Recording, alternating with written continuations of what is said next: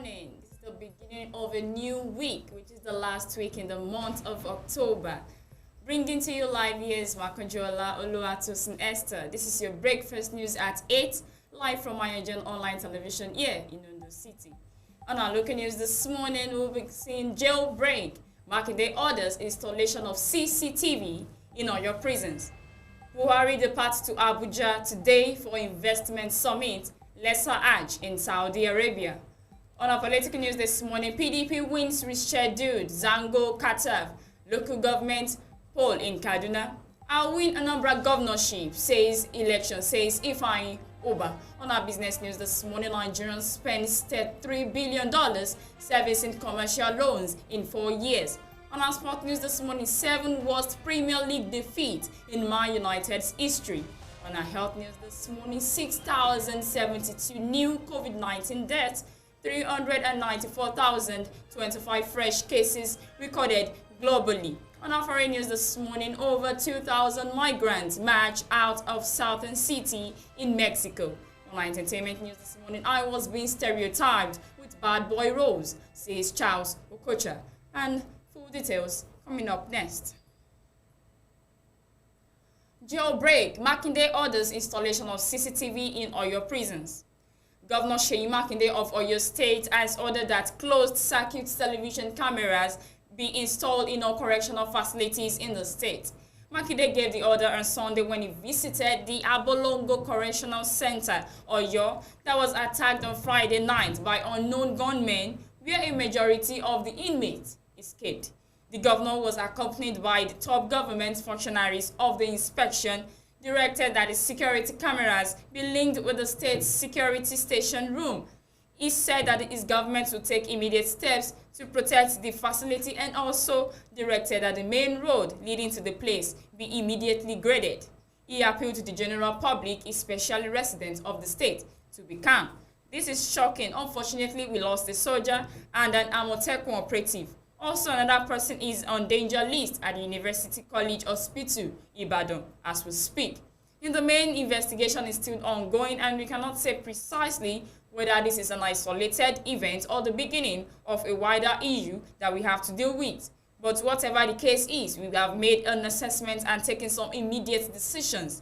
We have challenges around the country, banditry, insurgency, and terrorism. And we can only deal with those issues when we have the people in alignment with what the leadership is trying to do. So people should please believe that their leaders will tell them the exact situation of things at the appropriate time.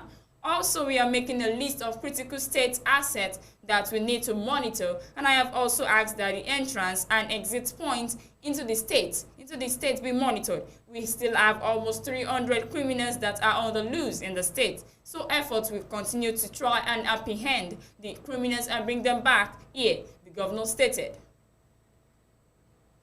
Buhari departs Abuja Monday for investment summit, Lesser Hajj in Saudi Arabia. The President, Major General Muhammadu Buhari, retired, will on Monday, October 25, 2021, depart for Riyadh, Saudi Arabia to participate in the investment conference organized by the Future Investment Initiative Institute. Senior Special Assistant to the President and Media and Publicity, Garba Shehu, disclosed this on Sunday in a statement titled President Buhari to participate in the investment summit in Riyadh, Saudi Arabia. The president will be joined in at the 5th edition of the flagship investment event by business executives from Nigeria, bankers, captains of industry, and energy experts to discuss issues on the future of investment across the globe. The 3-day event themed Investment Humanity, which will host global executives and asset managers, will deliberate on progress and prosperity with energy. Through final frontiers in investment, science in action, and impact of climate change on communities, amongst others. Buhari will perform the Lesser Hajj in Medina and Mecca before returning to the country on Friday. He will be accompanied on the trip by the Minister of Communications and Digital Economy, Dr. Issa Pantami, Minister of State for Foreign Affairs, Zubairu Dada, Minister of State for Petroleum Resources, Tim Pires Silva, National Security Advisor, Major General Babagana Munguno, Director General of National Intelligence Agency, Ahmed Abubakar, Managing Director of Nigerian Sovereign Investment Authority, Uche Orji, and Chairman Nigerians in Diaspora Commission, Abike Dabiri Erewa. Some participants from the private sector include Mohammed Indimi, Aliko Dangote, Tokpe Shonubi, Wale Tinubu, Abdulsamad Rabiu, Azan Usman, Omoboyede Olusonya, Abubakar Suleiman, Abat Wigwe, and Liu Eke. On our political news this morning, PDP wins rescheduled Zango Katav local government poll in Kaduna. Mr. Francis Zimbo of the People's Democratic Party has won Saturday's rescheduled chairmanship election in Zango Kataf local government area of Kaduna State. The election was rescheduled to Saturday over security concerns. Declaring the results of the election on Sunday, the returning officer, Professor Nuhu Gaba, said Zimbo scored 28,771 votes to defeat Mr. John Azan of the All Progressive Congress, who polled 19,509 votes.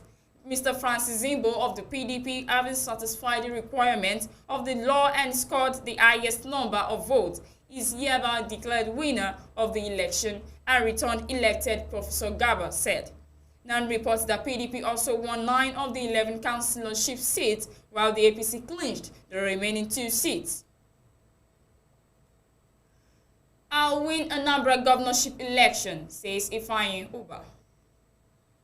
The candidate of the Young Progressives Party for the November 6 governorship election in Anambra State, Senator Ifeanyi Uba, on Saturday expressed optimism that he would be declared winner of the poll. Uba stated this in Abuja during an interview with journalists shortly after he was awarded Bachelor of Law degree at the Bayes University. The senator, who is currently representing Anambra South Senatorial District at the National Assembly, said the knowledge he acquired as a law graduate will assist him to offer quality governance as the state helmsman. He said he was able to combine his academic works and legislative activities because he set his agenda and always ensured that his priorities were always right. He described as propaganda and cheap politics the comments by some co-contestants in the governorship election who were disparaging him, they said, based on his education qualification. He said politics come with a lot of things and there is cheap propaganda in all what they are saying. However, the end justifies the means. Today, here I am, and everyone knows that my detractors were not speaking the truth about my educational qualification. In any case, I don't allow their talks to distract me. I remain focused always. I don't listen or to react to reckless talks that won't add value to my life. I move and I am a lover of knowledge, and I will continue to do everything possible to acquire more certificates. The law degree, for instance, will assist me more as governor of Anambra State. I am leading contender in the November 6th governorship election, and I believe that 7 p.m. that day, you will be glad that I will be announced as the next governor of Anambra State. Uba called on the federal government to improve on the budget for the education sector, even as it demanded adequate financial support and other forms of assistance from the private institutions to encourage their proprietors. On our business news this morning, Nigeria spends $3 billion servicing commercial loans in 4 years. Nigeria spent $3 billion in 4 years on servicing commercial loans, including Euro bonds and diaspora bonds, according to an analysis of data on actual external debt service payments from the Debt Management Office. The cost of commercial loan servicing rose from $91.3 million in 2016 to $814.1 million in 2020, showing an increase of $748.8 million or 820.15%. The country paid $91.3 million to service commercial loans in 2016, which accounted for 26% of the total external debt service cost of $355.1 million. In 2017, $158.8 million was spent on servicing commercial loans, accounting for 34.21% of the total external debt service cost of $464 million. The country serviced its commercial loans with $1.3 billion in 2018, which represented 70.3% of the total external debt service cost of 1.5 billion naira. But in 2019, the amount spent on servicing commercial loans accounted for 59.8%, which is $787.8 million of the total external debt service cost of $1.4 billion. Last year, $840.1 million was spent on servicing commercial loans, representing 54% of the total external debt service cost of $1.6 billion. Reported that commercial loans obtained by Nigeria through Eurobonds rose from $1.50 billion as of December 31, 2015 to $10.87 billion at the end of last year, indicating a $9.37 billion or 625% increase in 5 years. It was also reported in September that the country raised $4 billion through Eurobonds. Since the Eurobonds were issued as part of the new external borrowing in the 2021 Appropriation Act, the raising of $4 billion through Eurobonds provides a significant amount of funds to finance projects in the Act, thus contributing to the implementation of the 2021 Appropriation Act. The DMO had said in a statement the federal government plans to return to the Eurobonds market for the balance of its $6.1 billion external borrowings. This month, the DMO had a global investors meeting and roadshow in London. The International Monetary Fund in recent reports said Nigeria, Egypt, and Ghana had the highest weight at the Emerging Bond Market Index. In terms of the relative importance, Egypt, Nigeria, and Ghana have the highest weight at 2.6, 1.5, and 1.5% of EMBIG Global Diversified, respectively, it said. On our sport news this morning, 7 worst Premier League defeats in Man United history. Manchester United suffered their heaviest ever Old Trafford defeat against Liverpool as Jurgen Klopp's side romped to a stunning 5-0 win on Sunday. Mohamed Salah scored a hat-trick while Naby Keita and Diego Jota also not netted for the Ramparts visitors. After one of the darkest days in United's history that happened today, here are 6 of their other nightmares Premier League defeats. Newcastle 5, Manchester United 0 happened in 1996. Felipe Albert's stunning lob over Peter Schmeichel capped a memory victory as Kevin Keegan's men, who also scored through Darren Peacock, David Ginola, Les Ferdinand, and Alan Shearer, trashed their title rivals. Southampton 6, Manchester United 3, 1996. Just a week after losing 5-0 to Newcastle, United crashed again, with Ejil Oestand hat-trick and Eyal Bekovic brace and Matt Letizer's gem capitalizing on Roy Keane's red card. Chelsea 5, Manchester United 0 in 1999. Goals Poyet scored after just 37 seconds, triggering a blue day for United in West London, with Chris Sutton, Jody Morris, another Poyet strike, and an Enniberg own goal completing the visitors' humiliation after Nicky Butt's dismissal. Manchester United 1, Liverpool 4, 2009. Fernando Torres ran riot with Steven Gerrard, Fabio Urela, and Andrea Docena, also on target, and Nemanja Vidic dismissed for United, who survived the onslaught well enough to beat the Reds in the title race. Manchester United 1, Manchester City 6, 2011. This was the first time United had conceded 6 goals at Old Trafford since 1930. Their heaviest home defeat for 56 years, triggered by double for Mario Balotelli and Edin Dzeko, as well as strike each by Sergio Aguero and David Silva. Manchester United 1, Tottenham 6, 2020. United went in front courtesy of a Bruno Fernandes penalty inside of the opening 2 minutes, but Anthony Marita's dismissal was a sign of Son Heung-min and Harry Kane to score twice, while Tanguy Ndombele and Sergio Aurier also netted as Jose Mourinho have enjoyed a memorable return to his former club.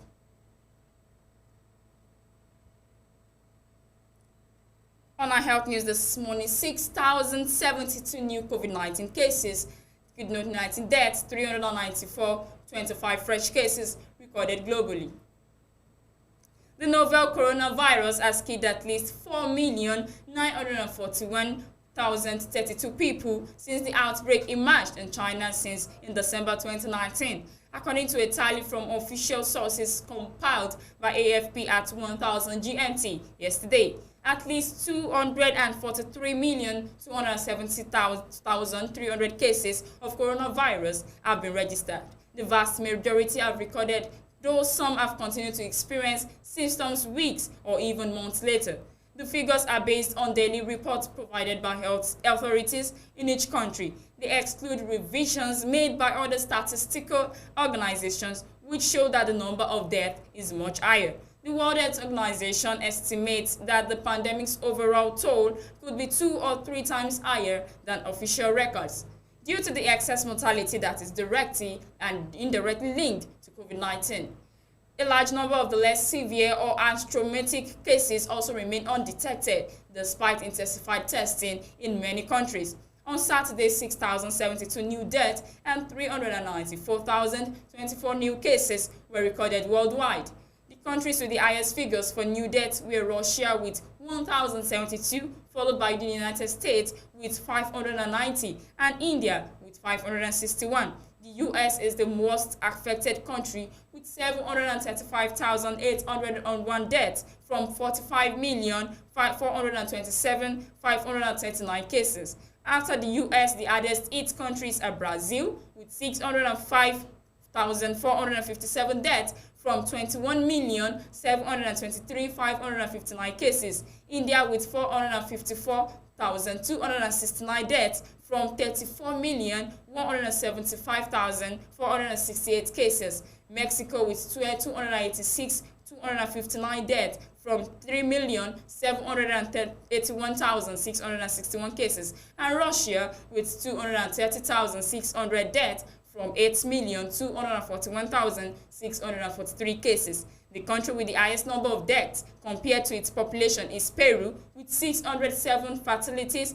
per 100,000 inhabitants, followed by Bosnia with 345, North Macedonia 388, Bulgaria 331, Montenegro 328, and Hungary 316. Latin American and the Caribbean overall has 1,514,642 deaths from 45,718,783 cases. Europe 1,373,413 deaths from 72,449,471 infections, and Asia 862,678 deaths from 55,455,754 cases. The US and Canada have reported 764,541 deaths from 47,124,343 cases. Africa, 216,752 deaths from 8,465,317 cases. The Middle East, 206,339 deaths from 13,814,060 on 60 cases, and Oceania 2,667 deaths from 242,573 cases. As a result of corrections by national authorities or late publication of data, the figures updated over the past 24 years may not correspond exactly to the previous day's tallies.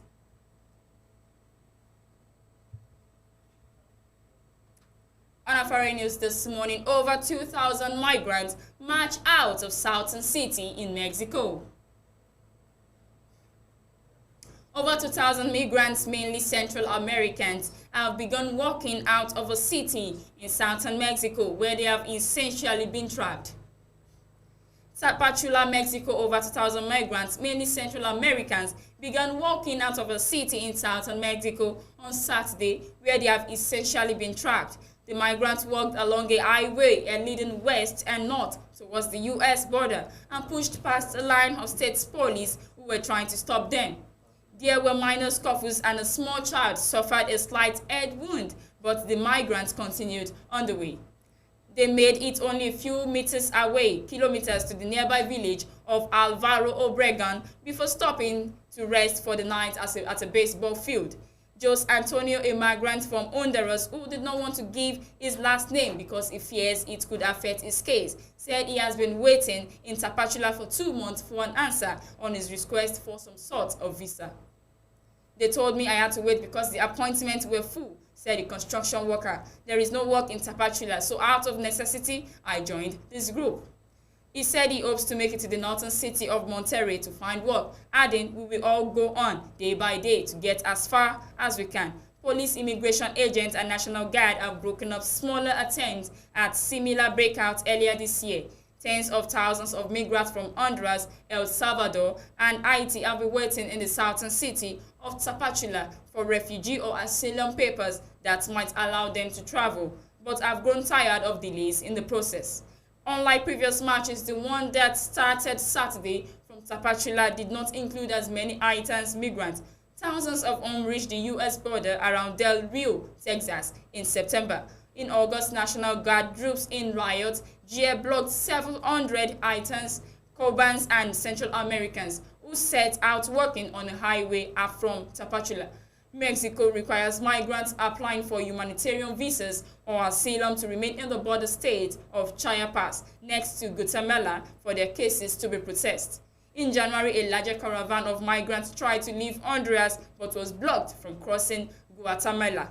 The marches are reminiscent but nowhere near as large as the migrant caravans that crossed Mexico in 2018 and 2019.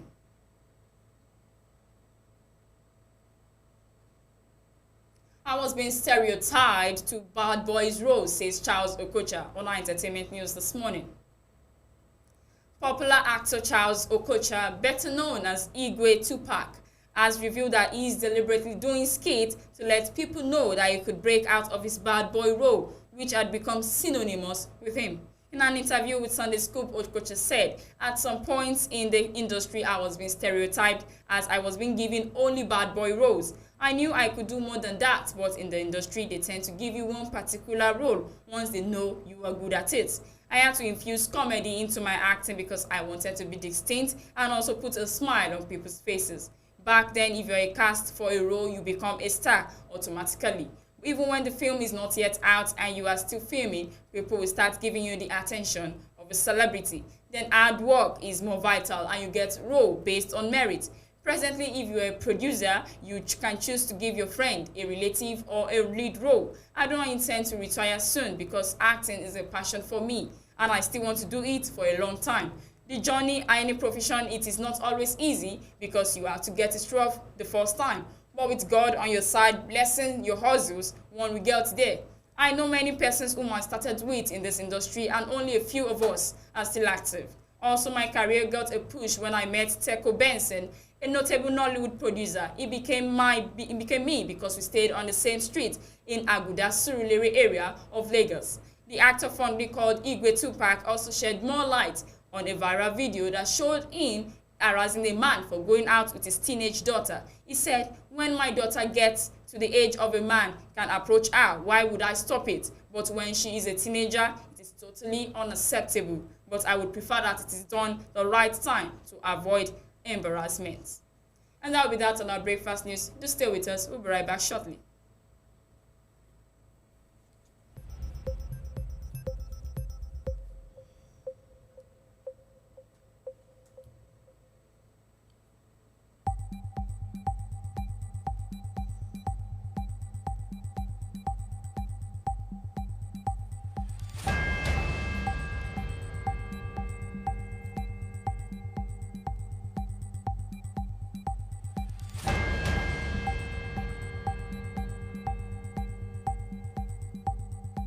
Welcome back. This is still your news at 8 from AYOGEN Online Television.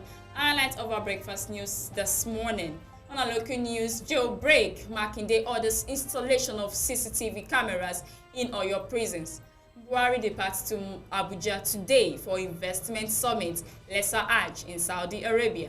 On our political news this morning, PDP wins rescheduled Zango Kataf local government poll in Kaduna. I'll win Anambra gubernatorial election, says Ifeanyi Uba. On our business news this morning, Nigeria spends $3 billion servicing commercial loans in 4 years. On our sport news this morning, 7 worst Premier League defeat in Man United's history. On our health news this morning, 6,072 new COVID-19 deaths, 394,025 fresh cases recorded globally. On our foreign news this morning, over 2,000 migrants marched out of Southern City in Mexico. On our entertainment news this morning, I was being stereotyped with bad boy roles, says Charles Okocha. And that will be that on our breakfast news this morning. Do thank you for watching. I want you to continue to subscribe and follow us on our YouTube channel, AYOGEN Online Television. Continue to like our page on Facebook and Instagram respectively. I remain your host, Makanjola Oluwatosin Esther. Do have a wonderful week and a great day.